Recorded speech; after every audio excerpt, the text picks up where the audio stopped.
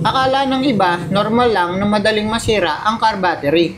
Mali, may sikreto para humaba ang lifespan nito. At yun ang hindi sinasabi ng karamihan.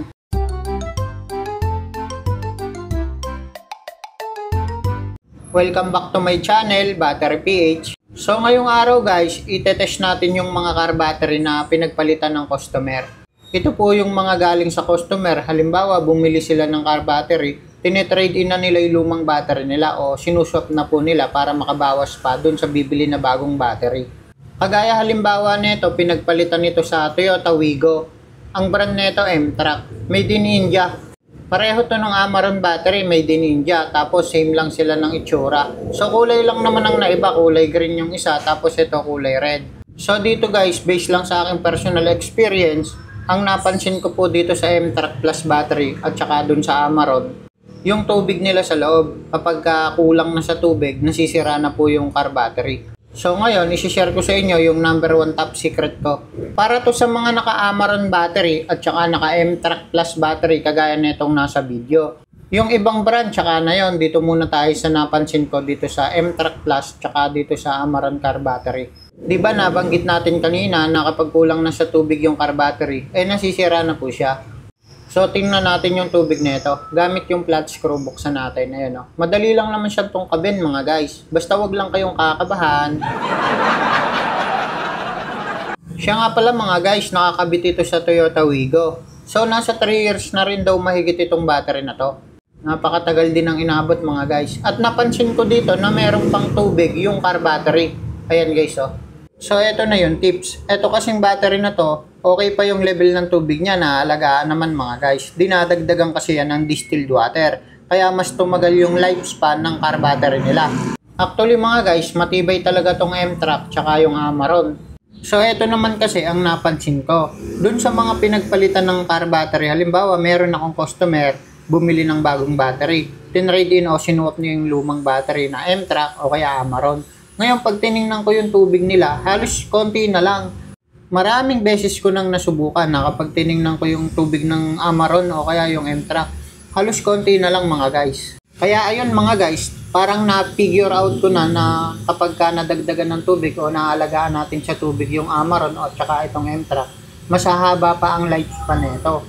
At alam nyo, napakatibay ng plates na ito, tsaka silver alloy na yung ginamit na materials dito sa Amaron tsaka M-Track Plus. Talagang matibay sila mga guys. Meron nga guys, maabot ng 5 years na ito, mga naka-M-Track tsaka Amaron car battery. Pero palagay ko, depende pa rin sa paggamit ng sasakyan. Kapag mas madalas mo kasing ginagamit yung sasakyan mo, mas nagcha-charge yung battery. So mainam yun para na-charge yung battery.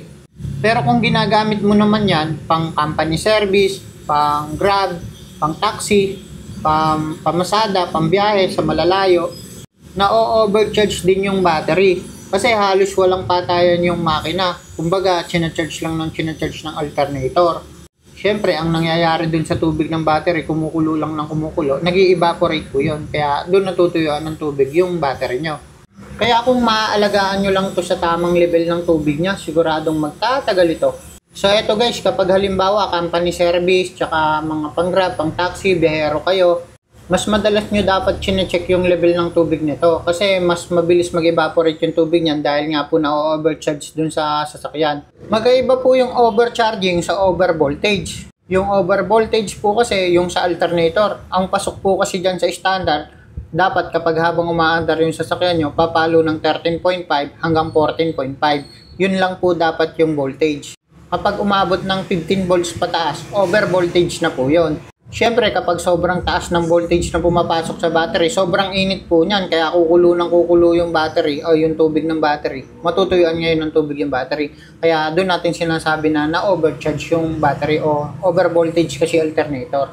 Kailangan ipaayos po yon. Ngayon naman, pagdating doon sa sinasabi kong overcharging o na-overcharge yung battery, ito nga po yung halos walang patayan yung makina, biyahe lang ng biyahe. Kagaya halimbawa pang Grab, sa mga naka-Grab dyan, sigurado yung battery nila naka 8 months lang nasisira na agad. So gawin nyo na lang yung tip ko na check nyo palagi yung level ng tubig para mas tumagal yung lifespan ng battery. So ayun, disclaimer lang mga guys, pwede nyo naman din hindi sundin dahil mas pabor nga sa amin yun kasi mas mabilis masisira yung car battery nyo. So bibili na naman kayo ng bago, kikita na naman kami. So alright, dito naman tayo sa pinagpalitan ng isang customer ko. Nakakabit naman ito sa Toyota Vios. Pagdating naman dito sa Motolite battery, Yokohama, Megaforce, Roadmaster, yan po mga tinda ko dito na battery. Ang alam ko sa kanila, full calcium, lead acid, maintenance free battery. So hindi mo na kailangan dagdagan ng tubig ito. At kahit gamitin mo to ng gamitin, hindi basta-basta na-dedrain yung tubig niya sa loob. Yun naman ang kagandahan dito sa Motolite. So hindi mo na kailangan dagdagan ng tubig kasi maintenance free na nga siya.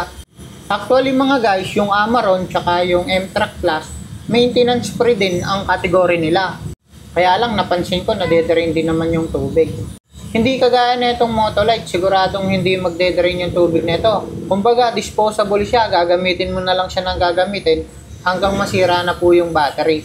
Kaya dun po sa mga followers, mga subscriber ko, sa mga nagtatanong kung kailangan pa bang dagdagan ng tubig itong maintenance free battery. Kahit hindi na mga guys, kasi may laman pa naman siyang tubig. Pero pwede mong gawin dito, yung iba kasi ginagawa yan, mga Pilipino eh. Itatapon nyo yung lahat ng tubig, papalitan nila ng bagong battery solution. Halimbawa, itong battery na to, maitim na po yung tubig na yan. Ayan, oh. Kaya maitim na yung tubig na yan, nasira na po kasi yung plates niyan sa loob. Kaya po umitim yan. Kumbaga nasunog na po yun. Kaya kahit itapon natin yung tubig ng battery na to at papalitan natin ng bago, yung malinis, hindi na rin po yan gagana kasi yung plates po ang nasira dyan. Pero kung halimbawa buo pa yung battery nyo at gusto nyo palitan ng bagong tubig, pwede yun, tatapon nyo tapos lalagyan nyo ng bagong battery solution. So gagana pa rin yun. Kaya lang kasi bakit mo pa kailangan palitan ng tubig? Eh goods pa naman nga yung battery. Eh siguro wala ka na lang magawa. Pero may mga old video ako na tinuro ko nga, dinagdagan ko ng distilled water yung maintenance free battery.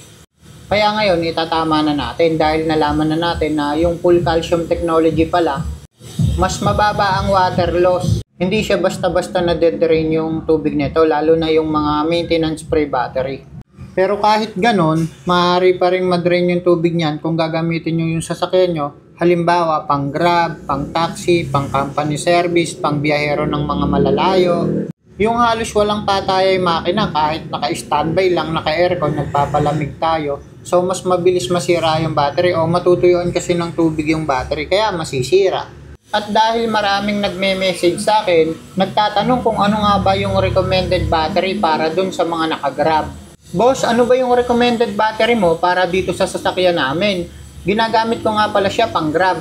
Lagi kasi nasisira 8 months pa lang, kahit anong brand, marami na akong nasubukan. So dun pa lang sa experience nila sir, kahit anong brand pa ng battery, kahit anong tibay pa niyan, basta palagi yung ginagamit yung sasakyan nyo at halos walang patayan ng makina. Siyempre kukulo yung tubig niyan sa loob habang bumibiyahe po kayo. Mag-i-evaporate yun tapos matutuyo na yung tubig. Masisira ngayon yung mga plaka ng battery. Kaya sila nagtataka bakit mabilis masira yung battery nila. Kung sakali naman ng trabaho ko, nag-grab, nagbabiyahe ko ng malalayo, halos walang patayan, ang bibiling kong battery M-Track Plus. Maganda kasi yung silver alloy na technology nito. Hindi basta-basta nasisira yung plates niya sa loob. At pwede kong buksan yung takip niya anytime. Dadagdagan ko lang ng distilled water para mas humaba ang lifespan nito. So ayun lang mga guys, maraming salamat po sa panonood. Sana nagkaroon kayo ng konting idea. Kung gusto mo ng ganitong klaseng content, huwag kalimutan mag-subscribe. So ayun lang, maraming salamat. Sana nakatulong.